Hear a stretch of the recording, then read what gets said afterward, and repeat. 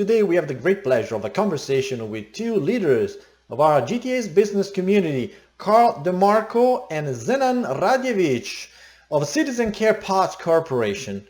Your company just announced the Citizen Care Pod, a new COVID-19 smart screening and testing pod combining intelligent technology with modular design. We're very curious about it. Mr. DeMarco, how did you come up with this idea? Well, I was one day talking to Zenon Radewych from WZMH, which is an architect firm that we've been working, collaborating together on some big projects here in Toronto. And we were talking about where this new life of COVID is going, and we were seeing, the virus spreading. We were seeing companies were laying off people and shutting down. We were seeing construction sites shutting down, and the spread of the virus, which has never been seen before in the world. And so we talked about, geez, how's this going to look with maybe new COVID buildings, and how do we help the economy roll back? We had the Premier Doug Ford saying, hey, we need the corporations out there to come back and help. And so to me, corporate social responsibility is very important, to give back to the community and to give back to the public. And I'm born and raised here in Toronto and Ontario, and everything here is dear to my heart. And so we came up with this idea of a screening testing facility. Then we talked about all the technologies that can go into it. And originally the whole idea was to put these on construction sites. But then we started thinking, well, this is more than construction sites. I could see the airports use this. I could see the schools use this. I could see sporting leagues that use this, arenas, anywhere from small to large size companies who need to test their employees and create a safe, COVID-free environment for them to come back to work. It really affects all life across the board. So we brainstormed about this idea, and then Zenon came up with some of the architect drawings and on electrical, mechanical, etc. Then we fine-tuned it, and then we had something there. And then we went to go approach the best of the best of the corporate world. And so we approached PCL, who is the largest construction company in Canada. They're also the largest when it comes to manufacturing hospitals, so they know that sector quite well. They were in right away. Then we went to Microsoft, and Microsoft came in right away also. As you know, Bill Gates and the Bill Gates Foundation, Bill and Linda Gates Foundation has been very active in COVID.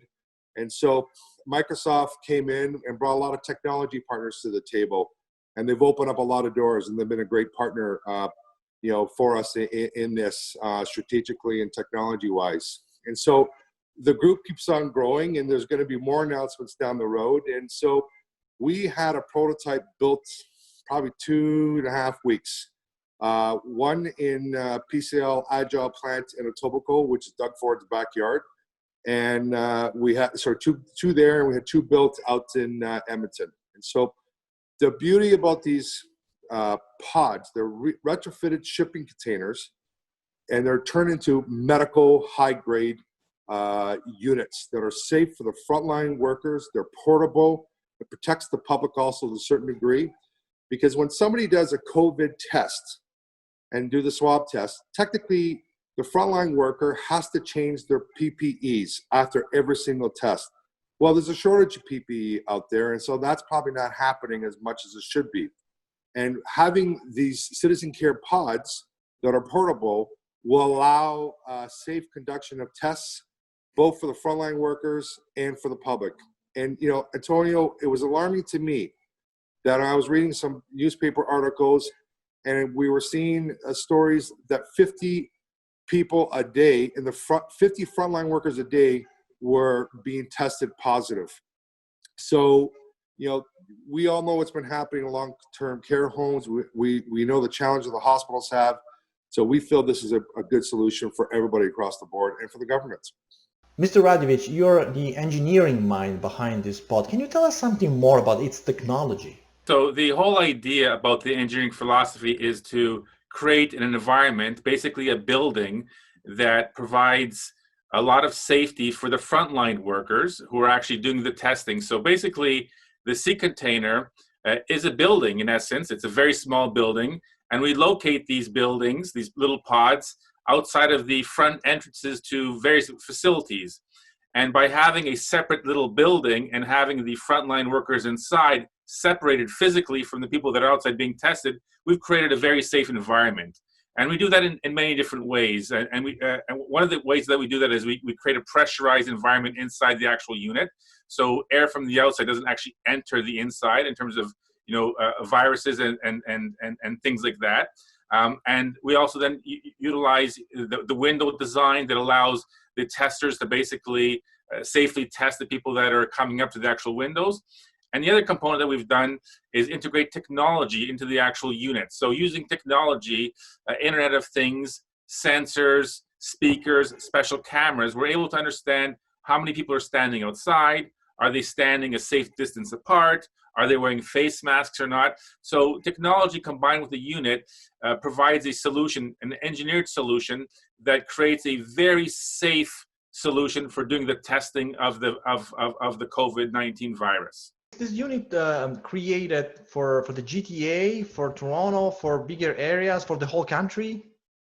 The unit right now, I mean, when we started off, we started looking at, purely, Toronto and Ontario, but very quickly we realized this is an international solution.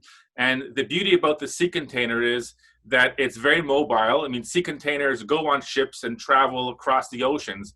So the solution is designed to actually be deployed internationally, to be used anywhere: South America, Canada, North America, Europe, Africa, Asia. It can be used anywhere.